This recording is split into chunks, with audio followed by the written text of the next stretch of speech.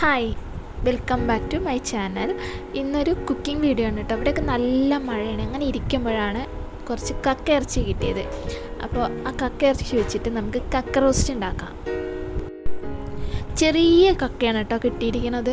അപ്പോൾ ഇത് ക്ലീൻ ചെയ്തെടുക്കാൻ കുറച്ച് ബുദ്ധിമുട്ടാണ്. എന്നാലും കുഴപ്പമില്ല, പെട്ടെന്ന് നമുക്ക് ക്ലീൻ ചെയ്തെടുക്കാം. അതിൻ്റെ ഉള്ളിൽ ഇങ്ങനെ ഒന്ന് പ്രസ് ചെയ്ത് കഴിഞ്ഞാൽ അതിൻ്റെ ഉള്ളിലത്തെ ആ ഒരു സംഭവം ഉണ്ടല്ലോ, അത് നമുക്ക് കളഞ്ഞിട്ട് നന്നായി ക്ലീൻ ചെയ്തെടുത്ത് വളരെ പെട്ടെന്നൊരു കക്ക റോസ്റ്റ് നമുക്ക് റെഡിയാക്കി എടുക്കാം കേട്ടോ. അതിനായിട്ട് ഞാൻ ക്ലീൻ ചെയ്ത് വെച്ച് കഴിഞ്ഞാൽ കക്ക കുക്കറിലോട്ട് ഇട്ട് കൊടുക്കുന്നുണ്ട്.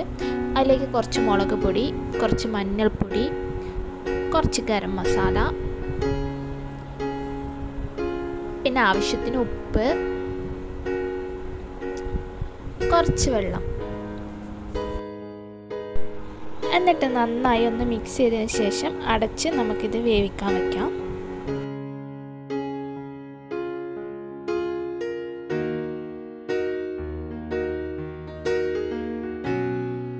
ഇനി അതിലേക്ക് വേണ്ടതാണ് സവോള, പച്ചമുളക്, തക്കാളി, ഇഞ്ചി, വെളുത്തുള്ളി.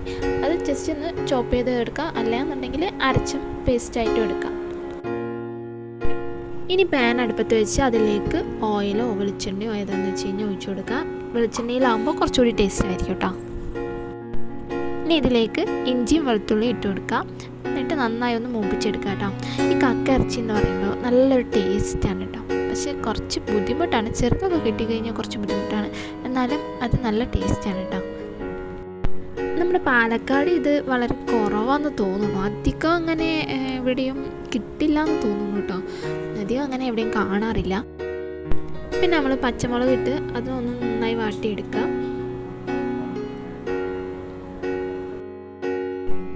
പിന്നെ അതിലേക്ക് സവോള ഇട്ട് കൊടുക്കുന്നുണ്ട്. സവോള ഒത്തിരി അത്യാവശ്യം നന്നായി ഒന്ന് മൂപ്പിച്ചെടുക്കുക.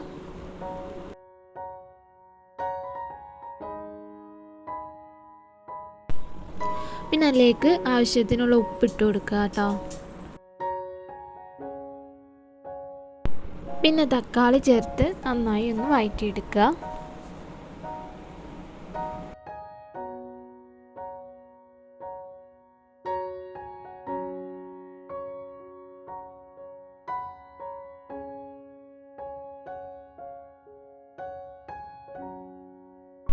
ഇനി അതിലേക്ക് വേണ്ട പൊടികളൊക്കെ ചേർത്ത് കൊടുക്കുക. ആദ്യം ഞാൻ കുറച്ച് മുളക് പൊടി ചേർത്ത് കൊടുത്തിട്ടുണ്ട്.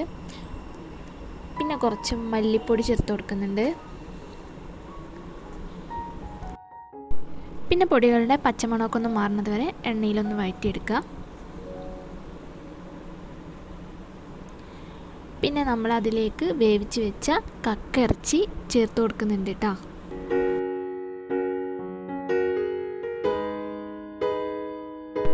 അപ്പോൾ ഇത്രയേ ഉള്ളൂ. ഇത് വളരെ എളുപ്പമാണ്, ആർക്കും ഇതൊന്ന് ട്രൈ ചെയ്ത് നോക്കാവുന്നേ ഉള്ളൂ.